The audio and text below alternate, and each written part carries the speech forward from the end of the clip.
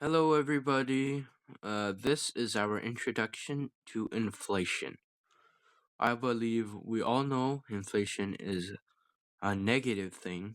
However, I don't think that everybody knows that inflation is important to the society.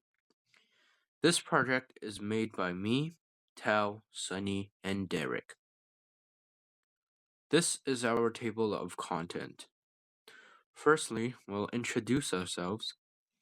Then we're gonna go to the backgrounds on inflation, the examples of inflation, questions and research, and finally the conclusion. So, what does inflation do? What does inflation do? It increases the cost of living. For example, the price of goods and services rise, and household will need more money to maintain the same lifestyle. And it also erases purchasing power. For example, money loses value over the time, and therefore savings will eventually become worthless, and fixed income struggles to keep up with rising prices. Next, I'll be talking about cases of inflation. The first three I'll be discussing is cases of hyperinflation, where inflation gets so rapid and just big that prices become so unmanageable. The last case I'll be talking about is one that comes to mind when people mention inflation, which is the inflation in Canada when there was COVID-19. Now, to start, I'll be talking about the worst case out of the four, which is Hungary during the time of August 1945 to July 1946. This was triggered by World War II, where half of Hungary's industrial capacity got destroyed. This caused their productive capacity to reduce by a lot, which created a supply shock. This supply shock, plus their stable stock of money, had triggered the hyperinflation. To try to counter this, the government had channeled new money towards entrepreneurial activities. This actually worked, and it restored Hungary's economic activities, which had resolved this hyperinflation. During this hyperinflation, their top monthly inflation rate was a staggering 4.19 times 10 to the 16th power percentage. This was the equivalent of a daily rate of 207%, where prices had doubled every 15 hours. Next, we'll be looking at Yugoslavia. Their hyperinflation had happened throughout the time of April of 1992 to the January of 1994. The breakup of Yugoslavia had triggered this hyperinflation. This had caused many interregional trades to be dismantled, and this created a supply shock just as Hungary's, and this made production decline in many of their industries. And plus further political matters, including a potential stirring war and more trade embargoes, had worsened matters in their economic deterioration. To counter this, the government attempted to print more money, and this did not work, making their currency more and more worthless. Eventually, their currency had completely collapsed on January 6th of 1994. During this, their top monthly inflation rate was 313 million percent. This was the equivalent of a daily rate of 64.6%, which meant prices would have doubled every 1.41 days. Our last hyperinflation case is from Zimbabwe during March 2007 to November of 2008. Their dire economic conditions had started long before this hyperinflation. They had a 47% annual rate since 1998. Zimbabwe had gained independence from Great Britain in 1980. This had triggered many economic policies that worsened their economic conditions. Eventually, their hyperinflation had gotten so out of control that their currency eventually got replaced by foreign currencies. This was what saved them from collapsing. During this, their top monthly inflation rate was 7.96 times 10 to the 10th power percentage. This was the equivalent of a daily rate of 98%, which meant prices doubled every 24.7 hours. Lastly, we'll be looking at Canada during the COVID-19, which was, as most of us know, from late 2020 to 2023. Inflation in Canada started accelerating throughout early 2021. This was due to many factors, but partially due to unemployment and scarcity due to the virus spreading. There's inflation had continued throughout 2022 and it remained in 2023. However, currently in 2024, the inflation rate has fallen down to 2.69%, which is actually lower than our long term average back a few years ago, and it is closer to our goal of 2% according to the Bank of Canada. This inflation during the COVID-19 had affected many Canadians, making many daily items unaffordable, which is a key evidence to why inflation is so important to all of us in our daily lives. Now, after we have discussed a little bit on the background of inflation, like what it is and some historical examples of inflation, now we will be getting to the research section of our presentation, which is answering the question, why do we need inflation? Because we have seen in our previous background information that inflation doesn't really seem like a good thing, right? It decreases the purchasing power of the currency, and all the prices are increasing, right? It makes it hard for us to get what we need and what we want. So, why do we actually need inflation in the first place? This is where we did a little bit of research and we have found some benefits of inflation. So the main benefits of inflation is that it encourages economic activity and it increases profits and wages, which is these two are actually kind of tied together. But there's just one other key point, which is avoiding deflation.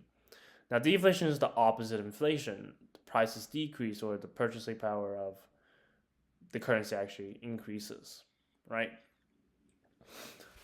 Now, why is deflation a bad thing? It sounds pretty good, right? And it's prices are decreasing, right? It makes it easier for us to buy stuff. Well, deflation it's not good because it is the opposite of inflation. So it doesn't encourage economic activity. It decreases economic activity and it decreases profits and wages. So how this happens is that if you look at inflation, it encourages economic activity by kind of like showing consumers that, oh yeah, it's prices are going to rise, right? So you should buy things now. That's the consumer's thought process. So they buy stuff now. That means that companies make more profit, right? They make more money. And if companies make more money, that means that you know they have more money, so they can hire more workers or increase their wages, right? And if workers gets their wages increased, that means they have more money to spend in the market, and so on and so on. So it's like a cycle, right? It's a cycle. Now in deflation, well, the cycle kind of goes in reverse, right? So if there's a deflation, that means that consumers they would probably want to hold on to their money for a little bit longer just to wait for the price to fall a bit more, right? So that means that companies make less, right? Because people are not really buying any stuff. And so if there's less profit, then that means companies might make a loss, right? Or their profits just decrease in general, and that means that they may have to lay off workers, right? That means unemployment increases. And if you're unemployed, well, you don't want to spend too much money, right? So now that's a vicious cycle, right? It ends up just tumbling down where everyone just ends up like not wanting to spend money. That is kind of like a recession that decreases again in economic activity. So that's not good for the economy. But we still have to remember one very important point, which is these benefits of inflation only occur if the inflation is mild. Because otherwise, well, the negative effects of inflation outweighs the benefits, right? Price increases too much, well, nobody can afford it anymore. in order to keep these benefits of inflation, governments will usually do something called maintaining a inflation target. So basically, it's just keeping the rate of increase of inflation at a certain percentage, which in most cases is around 2%. So a lot of governments target 2% inflation increase. So basically, that means just like about annually inflation increases by 2%. And this is basically the amount of inflation that will keep the economy going and not going to the danger zone where inflation gets too high. And just in case if inflation does get kind of out of control, well, the government can just increase interest rates, because what that does is that if you increase interest rates, that means people don't want to borrow money anymore because the interest rates are really high. Then that would just slow down the economy in general, because people are not spending money or borrowing money as much. That'll slow it down, and that will decrease the rate of inflation. Implications and personal significance. Firstly, managing inflation trends. Economic policies. Governments and central banks, such as the Federal Reserve, will continue to use monetary policies to manage inflation. Policies like adjusting interest rates and controlling money supply can be useful tools. Secondly, inflation and employment. Wage adjustment. High inflation can lead to demands for higher wages as employees seek to maintain their purchasing power. However, wage increases can also contribute to a wage price spiral, where higher wages lead to higher costs for businesses and further inflation. Job market dynamics. Inflation can affect job market dynamics, influencing unemployment rates and job creation. Central banks may tighten monetary policy to control inflation, which can slow economic growth and impact employment. Lastly, personal financial planning, savings and investments. Understanding inflation is crucial for personal financial planning. Investing in assets that historically outpace inflation, like stocks or real estate, can help protect savings. Fixed income. For individuals on fixed incomes, such as retirees, inflation can erode purchasing power, making it essential to plan for inflation-adjusted returns. So, in conclusion, we have covered some of the basics of inflation, from some basic principles to key concepts. But inflation is a very, very complex topic because there's so many different factors that can affect the rate of inflation. However, it affects all of us. And also, we can affect inflation as well. We get some control based on our decisions that control inflation as well. So, this is why it is important for us to discuss what inflation is.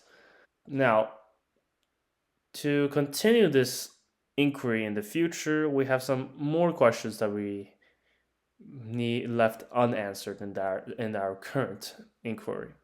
So, for example, something like, although economic theory states that moderate inflation is beneficial, is that really the case in practice?